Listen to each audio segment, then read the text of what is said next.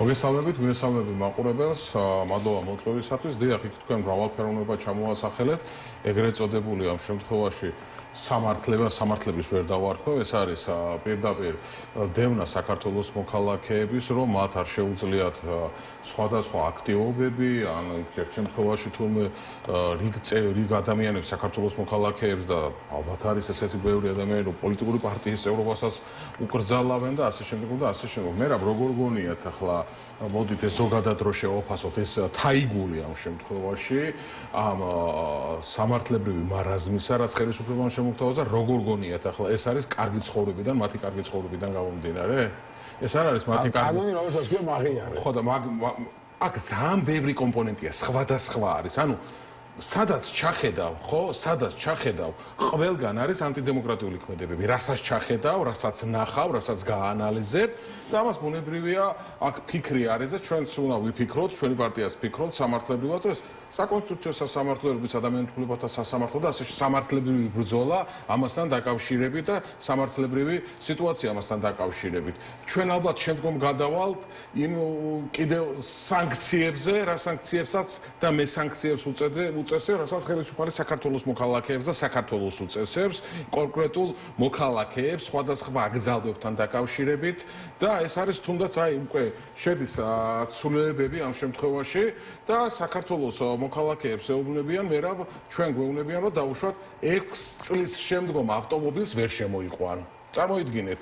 ანუ ყველა კუთხით საქართველოს მოქალაქეებზე მიმდინარეობს ზეწოლა და რეპრესიები, სხვა მეტი არაფერი არ. ანუ 6 წლის ზევით ავტომობილს ვერ შემოიყვან. ახსნა ამას არა აქვს მე რა. იმიტომ მეორე უყურეთ, საქართველოს მოქალაქეებს ეუბნებიან, რომ აი დავუშვათ კახეთში გლეხს ეუბნებიან, რომ საწარმოო მიზნით ახლა უკვე ვენახსო, როდესაც ეს შევა ძალაშიო, ვენახსო ვერ გააშენებო საწარმოო მიზნითო. ანუ იმითანო სარგებელი მოიპოვო თუო ნებართვა არ გვექნაო კონკრეტული სამსახურებში. რა არის მე რა ეს? თუ არა რეპრესიები და ამ შემთხვევაში ზეწოლა და სანქცირება საქართველოს მოქალაქეების. ანუ თავისუფალი ნების გამოხატვაზე ამ შემთხვევაში განხორციელება. ანუ თვითონ ადამიანს ეს კანონით კონსტიტუციით მინიჭებული უფლების ფეხბეშ გათელოა, ხო? რას ეუბნები ხა კახელგლეხს ეუბნები?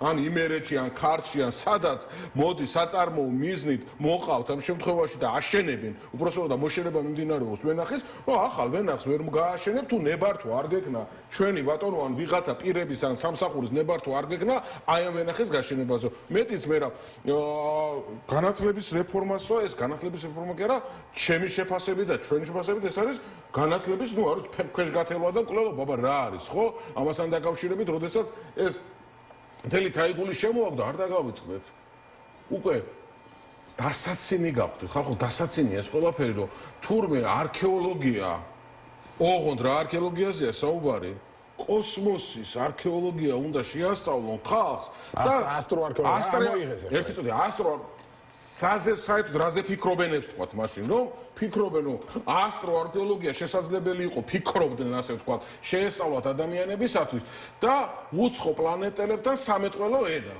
ხო სადამდე მივიდა მე რა ეს ყველაფერი ხო ხედავთ არა ამ ქვეყანაში ამ დროს საქართველოს მოქალაქეები ქვეყანას ტოვებენ რატო ტოვებენ გადიან რომ სარჩოსაბადებელი ნახონ რომ შემოსავლის წყარო არა სამაგეროდ ხელისუფლება გეტყვით ფასების გაიაფება ხო ფასების გაიაფება კომისია არის შექმნილი პარლამენტში და ყოველ დღე მუხლ ჩაუხრელად მუშაობენ მე რა ფასების კარგი კითხვაა მე რა ფასების გაიაფებაზე თუ გუშინაც იყოს ხრომა აი ერთი მაინტერესებს საქართველოს მოქალაქეებს ახლა მაყურებლებს ვკითხოთ რა გაიაფთა უბრალოდ რა გაიაფთა მაგვითხრა რომ კვერცხი გაიაფთა 3%-ით ხო რა გაიაფთა და გაუძვირდა თუ არა ცხოვრება ეს გვითხრან უბრალოდ გაუძვირდა თუ არა ცხოვრება აი მაგალითისათვის მე რა აი ახლა სახელმწიფო სერვისებზე რომ არის ხო საუბარი აი მაგალითისათვის რა რა ქვია საწვავი ჭირდება თუ რა ჭირდება ესეთი რომ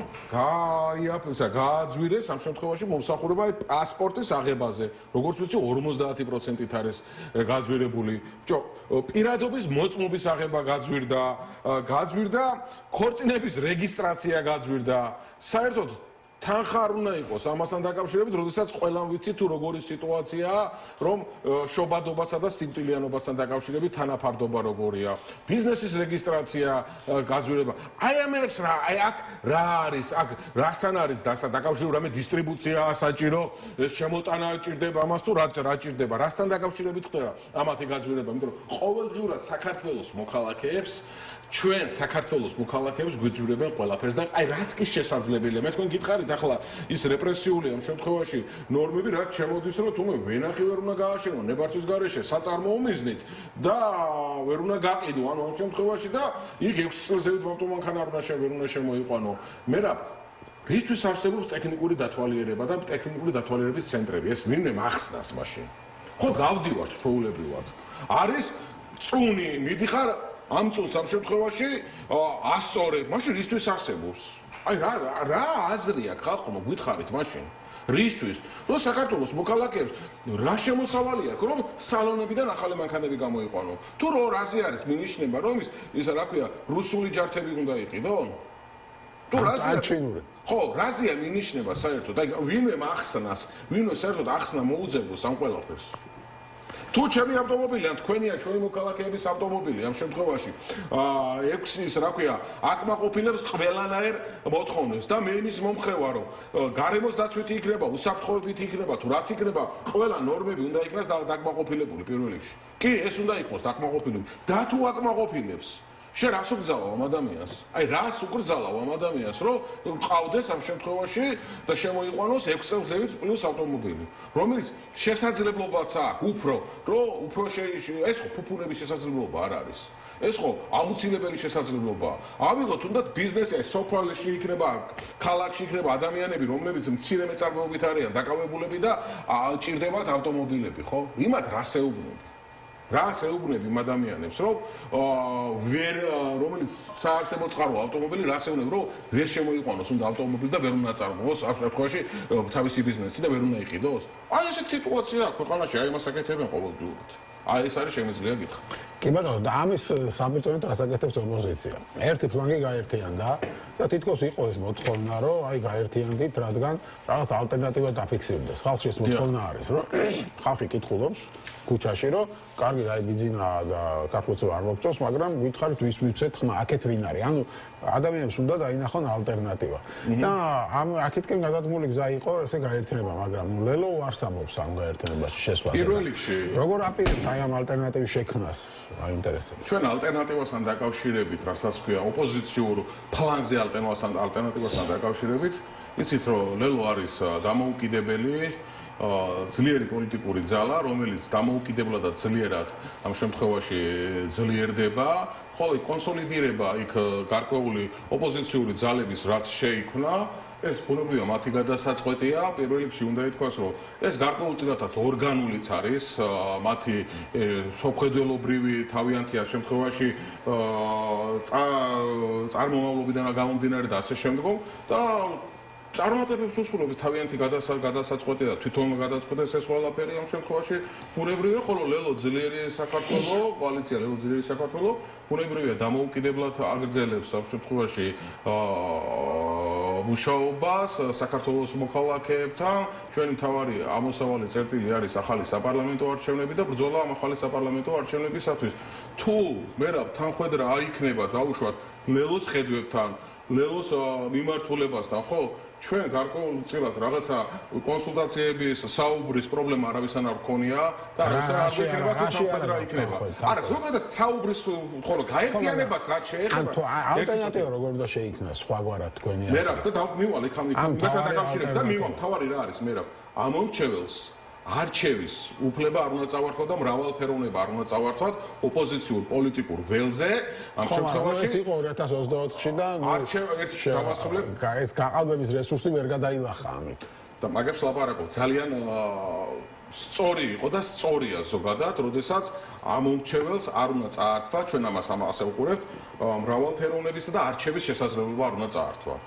აი ეს არის უმთავრესი, ხო და აქედან გამომდინარე ჩვენ მივიღეთ ეს გადაწყვეტილება, ეს გადაწყვეტილება მიგვაჩნია სწორად ამასთან დაკავშირებით ჩვენ ვიმსჯელეთ, მსჯელობა გქონდა და შემიძლია გითხრათ რომ პოლიციის საბჭოზე ამასთან დაკავშირებით გქონდა მსჯელობა და არც კი ყოფილა განსხვავებული აზრი ამასთან დაკავშირებით, ჩვენ ეს გადაწყვეტილება ისე მივიღეთ კონკრეტულ სიტუაციასთან დაკავშირებით. ჩვენ ვართ ჩვენი ქვეყნის მოქალაქეების გვერდით და ვიქნებით მუდამ. ვიბრძოლებთ ყველა კანონიერი სამართლიანი სამართლებრივი მეთოდით, რაც შესაძლებელი იქნება. ხო, თუმცა, ანუ საბოლოო ჯამში, აი მაგალითად, გახარიას პოზიცია გასაგებია ისე ამბობენ, რომ იქ ნაცები არიან და ნაცების გვერდით არ დავდგებით, ჩვენ სულ სხვა გზა გვაქვს, ქუჩის ბრძოლა ჩვენ არ ვაღიარებთ, პარლამენტს და ეთანხმებით თუ არ ეთანხმებით, რაღაც გასაგებია რა გზით მიდიან. თქვენ რა გზით მიდიხართ ანუ? მიგითხარით, ჩვენ ყველა კანონიერი სამართლიანი სამართლებრივი ბრძოლის კონსტიტუციური გზა რაც არსებობს, ბუნებრივია, ჩვენ ყველა გზას ამ შემთხვევაში განვიხილავთ ყველა სამართლიან კანონიერ კონსტიტუციური ბრძოლის გზას. ამ ქვეყანაში ჩვენი ვამბობთ, რომ ერთადერთი და ალტერნატივა შესაძლებლობა არსებობს ხელისუფლების ცვალებადობის და ცვლილების ეს არის არჩევნები. ხელისუფლება უნდა შეიცვალოს მხოლოდ არჩევნებით. ჩვენ გვჯერა საქართველოს მოქალაქეების, რომ შესაძლებელია ამ შემთხვევაში და ჩვენ ვიბრძვით ამ ყველაფრისათვის. ხო, მაგრამ აი ამ ალიანსთან დაკავშირებით თქვენ თან პრობლემა არის, რომ იქ ნაციონალური მოძრაობა არის, თქვა, სხვა ნაციონალური მოძრაობიდან წარმოშობილი პარტიები არის. ეს იყო მთავარი დაბრკოლება? ჩვენ მე რა გითხარით, რაც არის ამასთან დაკავშირებით. ის არის ბუნებრივი ერთობა თქვა და ეს არის ბუნებრივია, მათ აქვს საერთო წარსული ახლა ეს გასაგებია, ეს არის ბუნებრივი ერთობა. დავასრულებ თქვენთან რამე ვინმეს კი არ კითხავ ამ შემთხვევაში, არც ერთ შემთხვევაში ყოველს თავიანთი ამ შემთხვევაში გზა კაცო, მაგრამ მე ვლაპარაკობ ამ შემთხვევაში, რომ ჩვენ გვაქვს ჩვენი გზა, ჩვენ ვართ დამოუკიდებელი პოლიტიკური ძალა, ჩვენ ვართ ამ შემთხვევაში, როდესაც შევიქონა ლელო ძლიერი საქართველოს მის მერე არის ალტერნატივა ამ შემთხვევაში და ალტერნატიული პოლიტიკური დამოუკიდებელი ძალა ოპოზიციაში, რომელსაც აქვს თავისი განვითარების საკმაოდ საინტერესო წარსული და ამ ხას მიყვებით ბუნებრივია. ჩვენ და ვართ ესეც ეს არის და ეს შემიძლია გითხრათ. არავის თავს არ ვესხმით, დავასრულებ. არავის ჩვენ თავს არ ვესხმით და არც არასდროს თავს არ დავსხმევართ არავის. მინდა შეგახსენოთ, როდესაც ჩვენ მივიღეთ გადაწყვეტილება მიგვეღო თვითმმართველობის არჩევნებში მონაწილეობა, ყველამ კარგად ვნახეთ, რომ როგორი თავდასხმა მოდიოდა და ჩვენი მთავარი ხაზი იყო, რომ ჩვენ არასდროს არ ვიქნებით ოპოზიციის ოპოზიცია ამ შემთხვევაში და ჩვენი მთავარი ხაზი იყო, რომ ჩვენ სამიზნე გვქონდა გასწორებული და ჩვენ არასდროს არ ვიქნებით ოპოზიციის ოპოზიცია ამ შემთხვევაში, ჩვენი მთავარი სამიზნე არის, რაც ამასთან დაკავშირებით არაერთჯერ მოგახსენეთ და გითხარით ჩვენ სტრატეგია რა ამ ადამიანების სტრატეგია გასაგებია. ისინი ამბობენ, რომ ისეთი პარტიები ვართ თუ ასეთი პარტიები ვართ, უნდა გავერთიანდეთ, შევქმნათ ერთიანი ძლიერი ალტერნატივა, იმიტომ რომ ხალხი ითხოვს, დასავლეთიც ითხოვს, რომ ერთ ძალას დაელაპარაკოს, ერთიანი პოზიციით ელაპარაკოს აქ ოპოზიცია და შესაბამისად მათი მიზანი არის, რომ რაღაცა ეს პროტესტი გააფართოვონ, უახლოესი მიზანი რაც არის და ერთიანად თქვათ მოუწოდონ ხალხს ქუჩაში გამოსვლა პროტესტი გაფართოებისას. თქვენ რომელ პროცესში იქნებით? გახარია პარლამენტში მუშაობს. აი ესენი ქუჩაში აპირებენ მუშაობას. თქვენ სად რომელ პროცესში ხართ? ან თქვენი გეგმა რა არის მაშინ? ეს დამოუკიდებელი გზა რა არის? ან როგორ აპირებთ, რომ ხელისუფლებას შეაცვლევინოთ საარჩევნო გარემო, გამოაშვებინოთ პატიმრები, დრაკონული კანონები უკან წააღებინოთ. როგორ ამის სტრატეგია როგორია? ყველა კანონიერი კონსტიტუციური მეთოდი რაც კი არსებობს. ან კონკრეტული გეგმა თუ კონკრეტულია მაგასთან დაკავშირებით, კონკრეტული არის, რასაც პოლიტიკური პარტია უნდა ხდებოდეს და აკეთებდეს შეხვედრა ამ ორჩევნებთან, რომელიც გვაქვს და ყოველდღიურად გვექნება და აი ახლა მომავალ კვირაშიც დაგეგმილი გვაქვს, როგორც აღმოსავლეთში, ისე დასავლეთში. ჩვენ გვაქვს ჩვენი პარტიული ხაზი, პარტიის გაძლიერება საერთოდ უკან ამ კანონებს ხა. ეს ამას ჭირდება არჩევნები, არჩევნებამდე თუ არ წაიღო ეს უკან ასეთ პროცესში არჩევნებში შესვლას რა აზრია? ამას თავარი რა არის ხო ამას გეუბნებით? ამას ჭირდება არჩევნები და არჩევნებზე გამარჯვება ჭირდება და ამას ჭირდება არა არჩევნების როგორც ასეთის ამ შემთხვევაში ცუდად წარმოჩენა და არა ბრძოლაზე უარის თქმა, მე ვლაპარაკობ, შენ შეიძლება კონდეს სხვა წარმოდგენა და კონდა არა გეკითხე კონდა დავასრულებ არჩევნები როგორ გარემოში ამას არა აქვს უნდა მივახცოთ ყველაფერს იმისათვის რომ მაქსიმალურად სამართლიან გარემოში იყოს არჩევნები მაქსიმალურად სამართლიან ამას ეკითხებ როგორ ზონა ამისთვის საჭირო ყველა საერთოდ საერთაშორისო ასპარეზი იქნება, შიდა ასპარეზი იქნება. ამასთან დაკავშირებით გითხარით ყველა კანონი და კონსტიტუციური მეთოდი. კონკრეტული ახლა მე რო დაგიწეროთ დღეს თქვენ რაღაცა რეცეპტი და რეცეპტი გამოგიწეროთ, ეს ხო არასწორი იქნება. მე გითხარით ყველა წარმოდი ამორჩეულს ასთავაზოთ. ანუ ამორჩეული გეუბნებათ რომ მე რო არჩევნებზე მოვიდე. აი ხო არ თქვენი ამორჩეულის დიდი ნაწილი არ გამოყვათ ხო ამ ადგილობრივ არჩევნებში. იმიტომ რომ აზრი ვერ დაინახა. არა, ერთი წუთი კარგი კითხვა. კარგი კითხვა. ამ ამორჩეულს რა ასთავაზობთ? რომ მომავალ არჩევნებში აზრი ვერ დაინახა. ჯერ ერთი ნახეთ პროცენტული მაჩვენებელი, ჯერ ერთი საპარლამენტოს და თვითმმართველობას ნუ შევადარებთ ერთმანეთს, მეორეს ნახეთ პროცენტული მაჩვენებელი ჩვენი თვითმმართველობის წინა და ახლანდელი თვითმმართველობის, მაგრამ მე გეტყვით, კი, ბროიკოტის იდეამ საბოლოოდ გაიმარჯვა. მაგრამ გამარჯვებული ვინ გამოვიდა საბოლოოდ მე რა მომყარ დავასრულებია მე მესმის შეიძლება ბოიკოტის მომხრე იყავი ან არ იყავი მაგათ მნიშვნელობა არ აქვს და შეიძლება ახლა მხარე იყო გარკვეულწილად მაგრამ არა კითხებს გისვამ ლევან კი არა მესმის მაგრამ დამასრულებია თქვა ბოიკოტის იდეამ რო გაიმარჯვა საბოლოოდ ამ ყველაფრით ვინ გამოვიდა გამარჯვებული გამოვიდა თუ არა ქართული ოცნება ერთი წუთი დამასრულებით გამოვიდა თუ არა ქართული ოცნება გამარჯვებული და ამასთან დაკავშირებით საუბრობ ჩვენი სტრატეგია არ არის არ იყო და არასდროს არ იქნება ოპოზიციაზე თავდასხმა ოპოზიციის ოპოზიციაში ყოფნა ჩვენ ყოველთვის გვაქვს სამიზნე გასწორებული მერაბ და ჩვენ ვიბრძვით ყველა კანონი და კონსტიტუციური მეთოდი და მას გეუბნები და ერთი კონკრეტული უნივერსალური რაღაცა ამ შემთხვევაში მალამო არ არსებობს აი ამაზე არის საუბარი და მთავარი არის რომ საზოგადოებაში ამ შემთხვევაში ნიჰილიზმი არ უნდა დავთესოთ მთავარი არის რომ ჩვენ ერთმანეთს არ უნდა ვებრძოლოთ და ჩვენ ამას ყოველთვის ვაკეთებთ და გავაკეთებთ მაგრამ აი მეთახვებით აბა მე ხალხი თუ გეკითხება თქვენ ამორჩეველი რომ არჩევნებზე რომ ჩვენ ამორჩეველი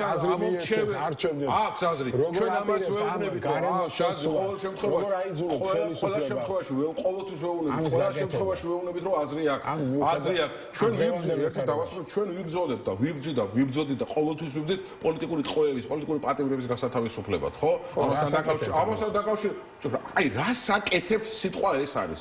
ხო, კონკრეტულად მითხარით რა უნდა გაგვეკეთებია, მაშინ აი ხართ ოპონენტი, რა უნდა გაგვეკეთებია და რა არ გავაკეთეთ ჩვენ. ან სხვა პოლიტიკურმა ძალებმა, მითხარით. აი არ შენ ხარ მე რა პოლიტიკაში და არ დავუსტა, წარმოიდგინე. ხარ პოლიტიკაში თქვა, წარმოიდგინე და არიან პოლიტიკური პატიმრები. რაც მე ვერ გავაკეთე, იმაში რაც გააკეთე. ნახე სხვა რამეს გეკითხები. ამ ალიანსი მოგწონს თუ არ მოგწონს, ამბობს რომ ჩვენ ერთადერთს ვხედავთ იმაში რომ გავაძლიეროთ ერთი ასე ვთქვათ ქუჩის პროტესტი და მეორე გავაძლიეროთ ზეწოლა დასავლეთთან საუბარი ერთიანი ძალით ველაპარაკო და იქნა გაძლიერდეს სანქციები და ამ ორი ზეწოლით შიგნით და გარედან ვაიზუოთ ხელისუფლებას შეცვალოს ეს დრაკონული კანონი გაუშვეს პატიმრები.